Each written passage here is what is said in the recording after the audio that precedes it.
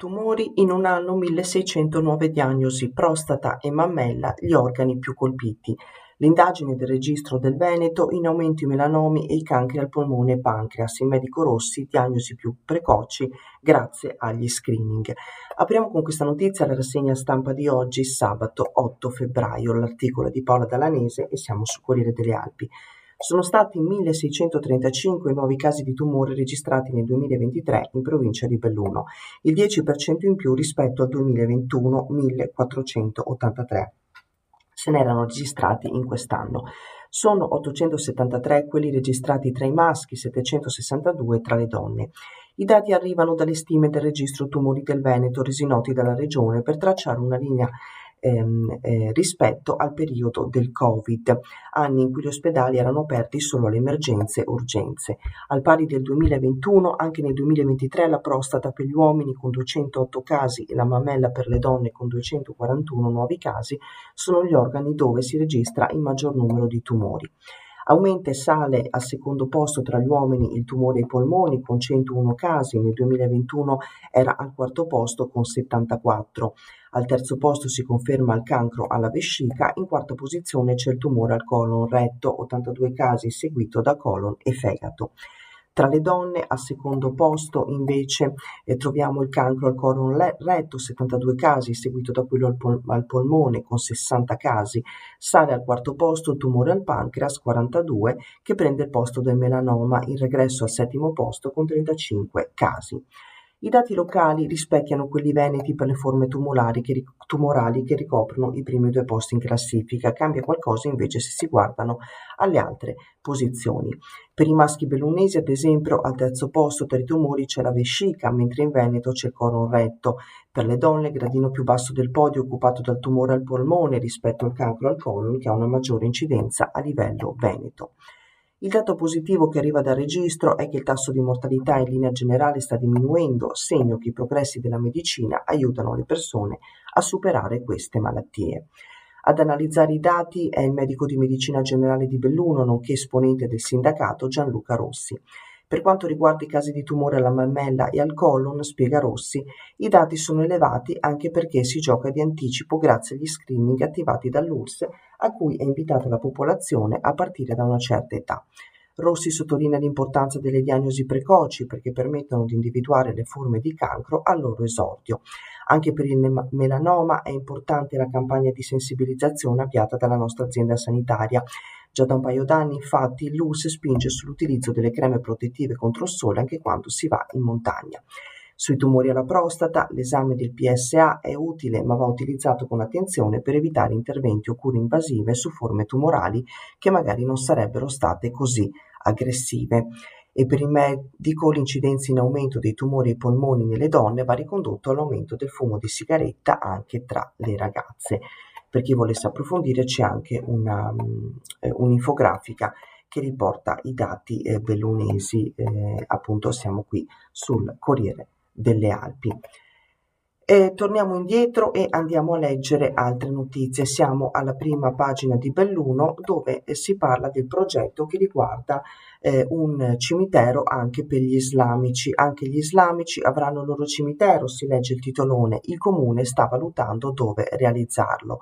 La giunta dei Pellegrini ha ripreso in mano un'idea nata nel 2007, l'esigenza è sentita, vogliamo chiudere entro l'anno, e ne scrive Alessia Forzin.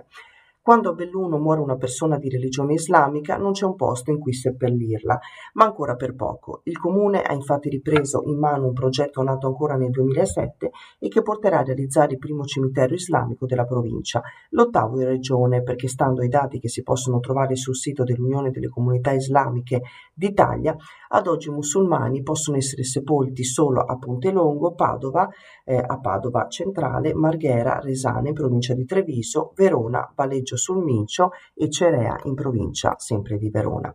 La richiesta di avere uno spazio in cui seppellire i propri cari di fede islamica risale ad amministrazioni precedenti alla nostra, premette il sindaco Oscar De Pellegrin. Noi l'abbiamo ripresa in mano e la stiamo portando avanti insieme al coordinamento Rete Immigrazione della provincia di Belluno e all'associazione Insieme per il Bene Comune. Quest'ultima è la realtà che ha sede a Spazio ex Caserma Piave, dove c'è uno dei due centri islamici della provincia, l'altro è a Santa Giustina. L'esigenza di spazi per le sepolture del resto è molto sentita dalla comunità islamica che conta 5-6 mila persone in provincia. Il cimitero deve essere separato da quello riservato ai cristiani e il comune sta valutando alcune aree, spiega ancora De Pellegrin. Sarà fatto all'esterno di uno dei campi santi, le comunità disposte a mettere le risorse e oggi, come detto, non è possibile utilizzare un camposanto già esistente perché i cimiteri islamici in provincia non ci sono. Questi campi hanno una caratteristica precisa che li differenzia da quelli cristiani. Le salme devono essere sepolte con il viso rivolto verso la Mecca. Non ci sono loculi, solo sepolture a terra. E c'è una fotografia che mostra l'area dedicata alle sepolture di defunti di fede islamica nel cimitero di Marghera. Come si vede, appunto, ci sono soltanto sepolture a terra. Cambiamo argomento, ma torniamo a parlare di sanità come nel primo articolo. La salute mentale è un'emergenza, appello a non fare scappare i medici, si legge nel titolone. Il flash mob a difesa della psichiatria davanti all'ospedale di Feltre, ne scrive Laura Milano. I medici vanno trovati e messi nella condizione di non andare altrove perché il problema della salute mentale è un'emergenza per chi ne è affetto, 1 su 6 secondo gli ultimissimi dati del Ministero, e per le famiglie disperate perché non hanno risposte immediate nell'urgenza. Il Comitato Feltrino Diritto alla Salute è sceso ancora in piazza con un'azione rumorosa fatta di campanacci, di cartelloni e di parole fatte risuonare dal megafono all'indirizzo della dirigenza dell'ULSS e della politica per sensibilizzare una volta in più i cittadini che ieri mattina si sono trovati faccia a faccia con il flash mob organizzato e autorizzato davanti ai nuovi ingressi dell'ospedale. Non serve solo lottare culturalmente contro i pregiudizi ancora più diffusi e lo stigma, hanno urlato gli attivisti, ma bisogna che ci siano dei servizi del personale, medici neuropsichiatri per i giovani e psichiatri per gli adulti. Ancora, aggiustare il destino delle persone non sarà a volte la piena guarigione, come avviene in tante altre patologie, ma potrà essere una recovery, il recupero della positiva relazionalità e della qualità della vita all'interno di contesti resi sempre più inclusivi. Aggiustare un destino per lo psichiatra deve significare prendersi cura tempestivamente di una sofferenza mentale, agendo sui diversi fattori del rischio e riducendo al minimo eventuali ricoveri. E appunto c'è appunto una foto che mostra anche le persone, i familiari al di fuori dell'ospedale di Feltre per questo flash mob. Noi non siamo di certo persone lamentose, ma persone con scarpe grasse e cervello fino. Si legge appunto scarpe grosse e cervello fino. Adesso è rimasta la storica psichiatra Sonia Menardi, che ha cambiato contratto di lavoro e fore di ambulatorio, e Alice Marchissa al Pago Novello, giovane psichiatra arrivata a Santa Maria del Prato nel 2022, ma intenzionata a lasciare questo ospedale entro un mese. E quindi appunto la psichiatria si ritrova senza medici da prima della sospensione delle degenze. A Feltre era già iniziato il valzer di medici in uscita definitiva dal reparto. Andiamo a leggere, anzi ci fermiamo ancora qui sul Corriere delle Alpi, leggiamo un altro articolo e poi passiamo al Gazzettino.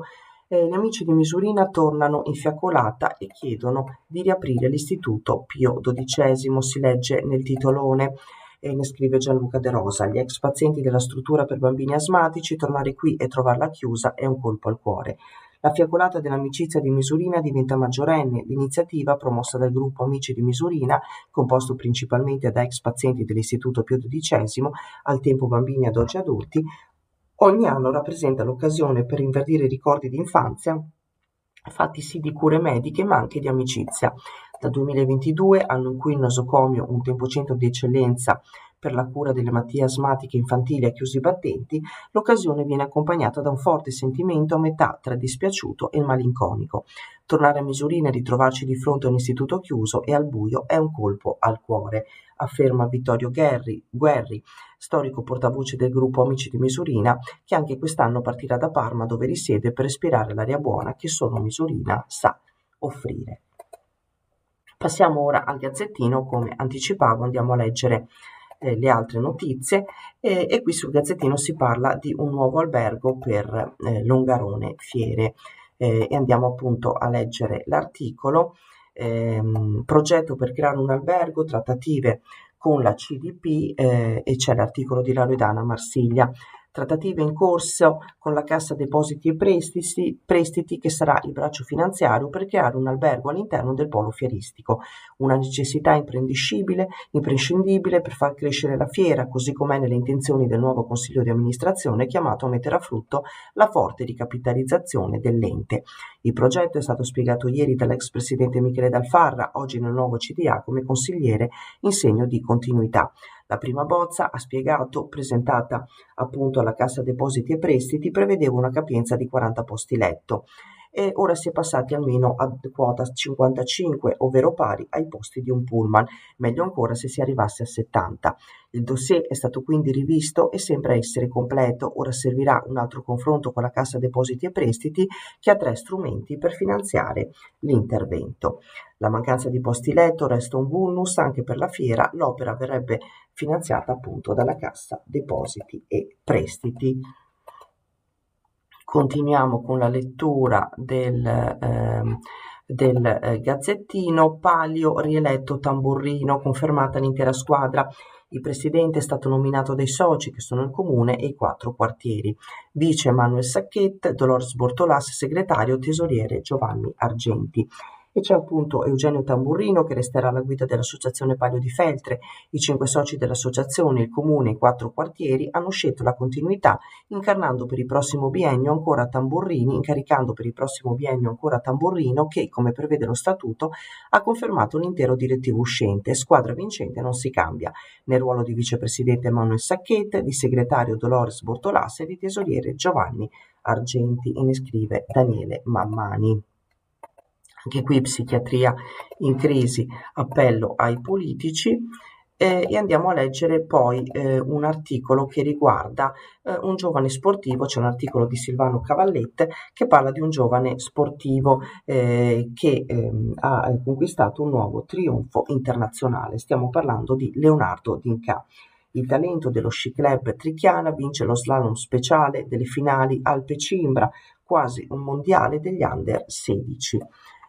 È faticoso perché gli avversari sono tanti, sono davvero forti, ma proprio per questo il risultato ripaga del lavoro che svolgiamo. Leonardo D'Inca è lui l'interlocutore e si è appena liberato dal protocollo delle premiazioni. Ieri infatti il talento dello sci club Trichiana si è imposto nello slalom speciale della finale internazionale dell'Alpe Cimbra in corso di svolgimento a Folgaria in Trentino. Rientrando in albergo, assieme al papà e a Claudio Moro, il tecnico che lo segue fin dai suoi primi passi sugli sci, parla trasmettendo al telefono un clima grande, di grandissima euforia. Questi risultati sono il frutto di un attento e meticoloso lavoro, annota Moro, perché anche a questi livelli lo sci richiede uno studio e un'applicazione molto rilevante. Preparazione fisica e tecnica naturalmente, ma anche attenzione per allenare al meglio la capacità di concentrazione. E c'è la fotografia di Leonardo D'Inca con l'allenatore Claudio Moro. E con questa notizia andiamo a chiudere la rassegna stampa di oggi. Vi aspettiamo puntuali domattina non domani mattina, scusate, che è domenica, ma lunedì mattina sulle frequenze di Radio Piave e sulla pagina Facebook e canale YouTube dell'Amico del Popolo. A tutti intanto grazie per l'ascolto, un buon fine settimana e come sempre a prestissimo. Grazie ancora.